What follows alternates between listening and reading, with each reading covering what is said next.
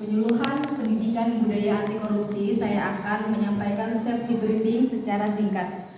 Kita sekarang berada di ruang aula UPT Puskesmas Tirbuntong. UPT Puskesmas Tirbuntong memiliki 3 akses pintu keluar, yaitu 1 berada di rawat jalan, 2 berada di UGD, dan 1 berada di belakang UPT Puskesmas Tirbuntong.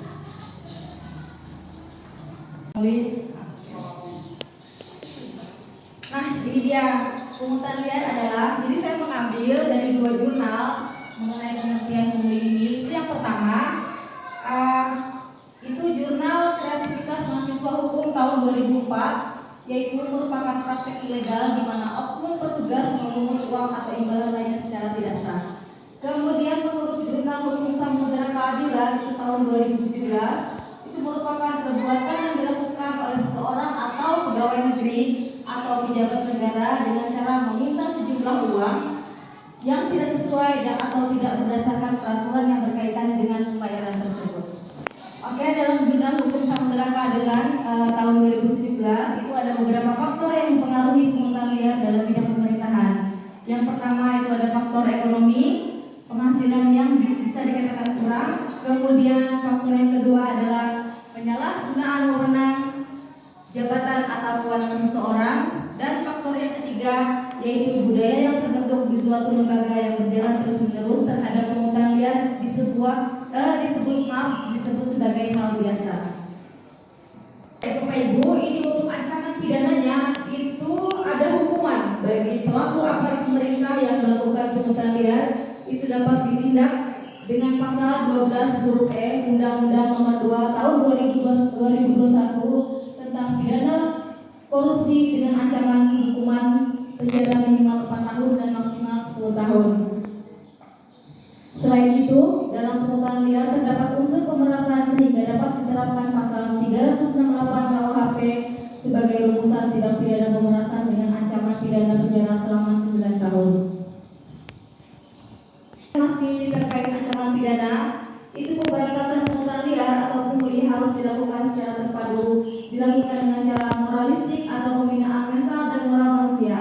Sebagai tindakan preventif atau pencegahan, pemerintah pusat dalam hal ini sudah membentuk satuan tugas satu bersih atau sabar pungutan liar yang diatur dalam Perpres Nomor 87 Tahun 2016, yaitu menyiapkan 3 cara pelaporan untuk masyarakat agar terlibat aktif melaporkan tindakan pungli di lapangan, baik melalui internet, SMS maupun telepon pada situs saber pungli.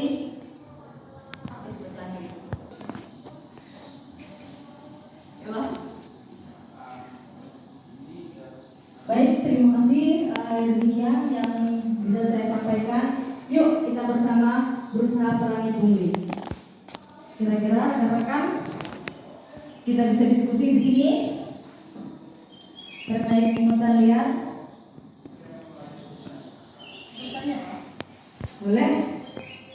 Kenapa judulnya nggak sama dengan akhirnya? Oke. Pertanyaan. Baik Ibu, pada slide pertama tadi Ibu membuat judul. Yuk coba slide pertama.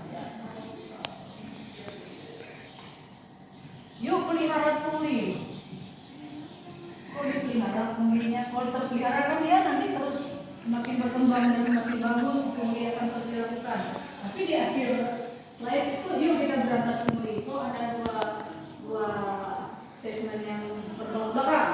Itu saja. Baik, terima kasih Ibu. Baik.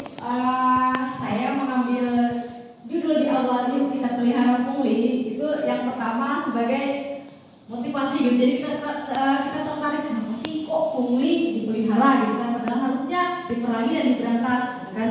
Tapi di dalam materi gitu kan kita tetap mengedukasi bahwa pungli itu dilarang, kemudian pungli itu tidak dibenarkan, ada ancaman juga di situ.